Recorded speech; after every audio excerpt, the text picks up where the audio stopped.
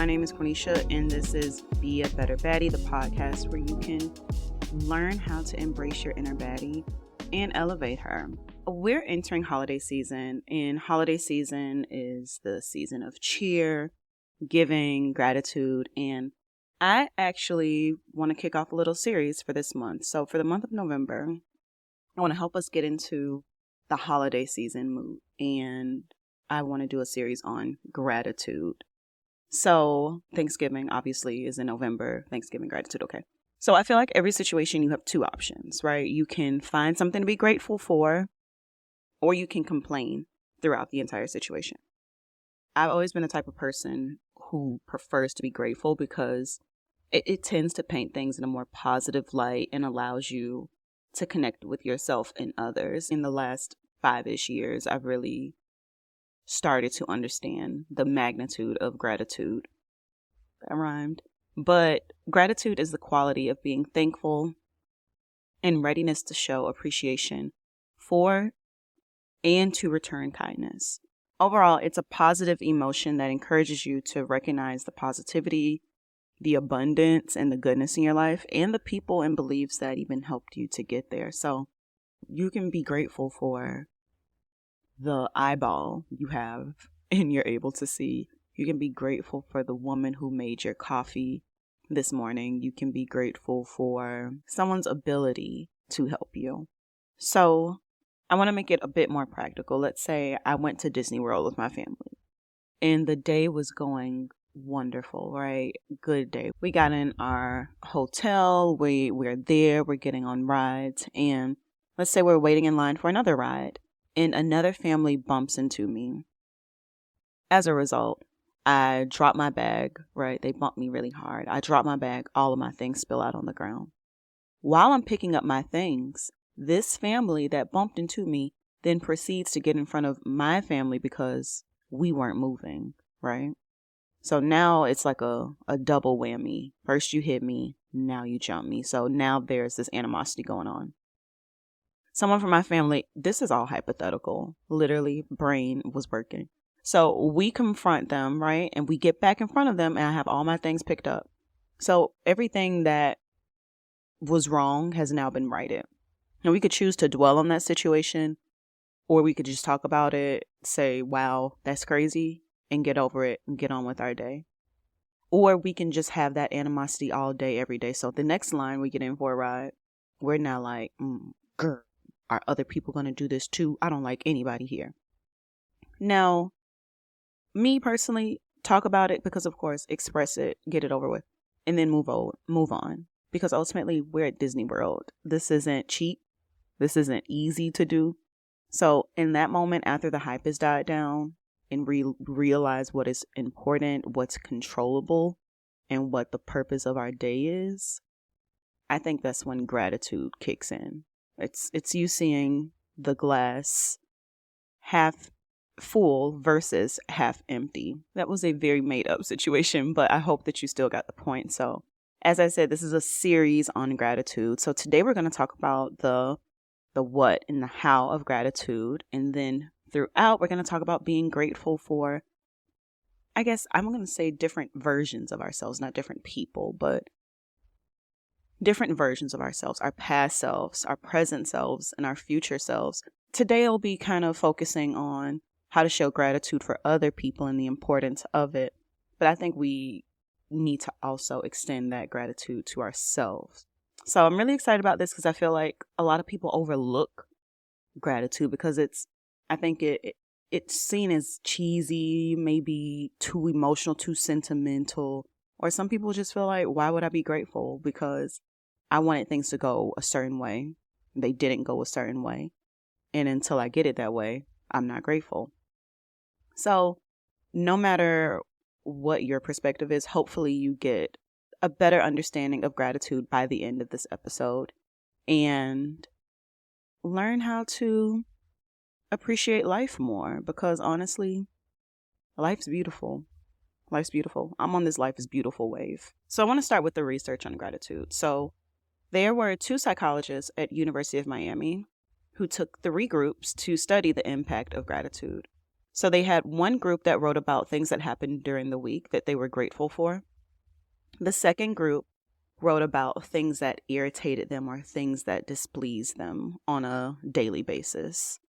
And then the third group wrote about events that had affected them. So there was no emphasis on them being negative or positive. So psychologists studied these people, and after 10 weeks, the group that wrote about gratitude were more optimistic and felt better about their lives. Shocker. Surprisingly, this group also exercised more. This group had fewer visits to the doctor than the group that focused on sources of aggravation.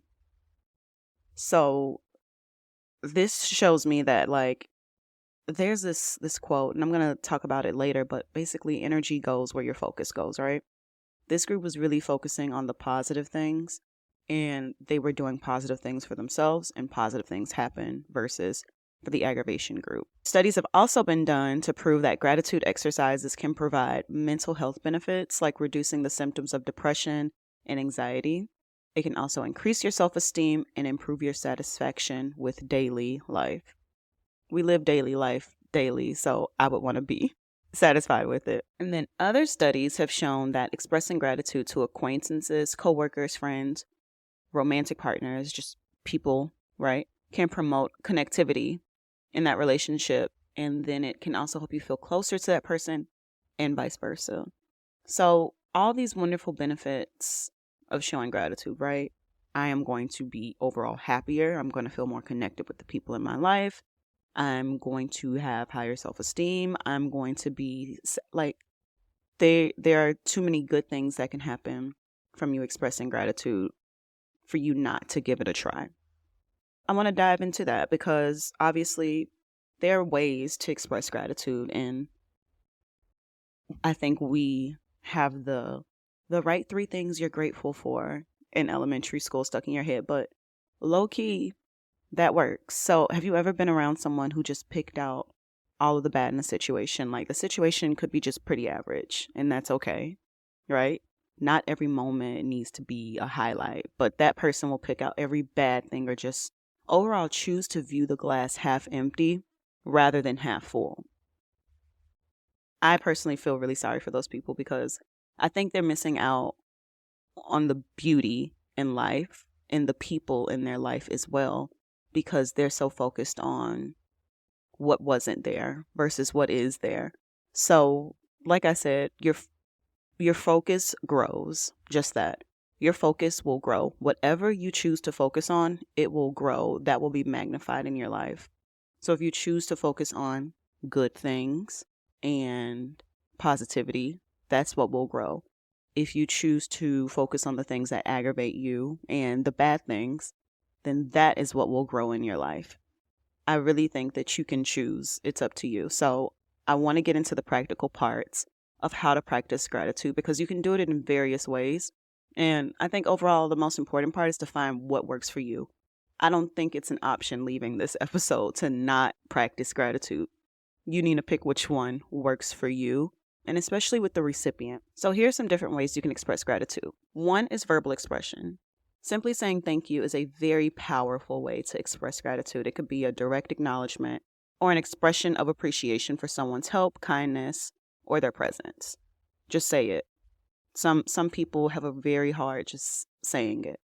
2, I love this one, handwritten notes or letters. So taking the time to just write a heartfelt thank you note or a letter is such a nice gesture, and it's so personalized. So I have like little thank you note cards that I like to personalize whenever I do want to thank someone and then give it to them.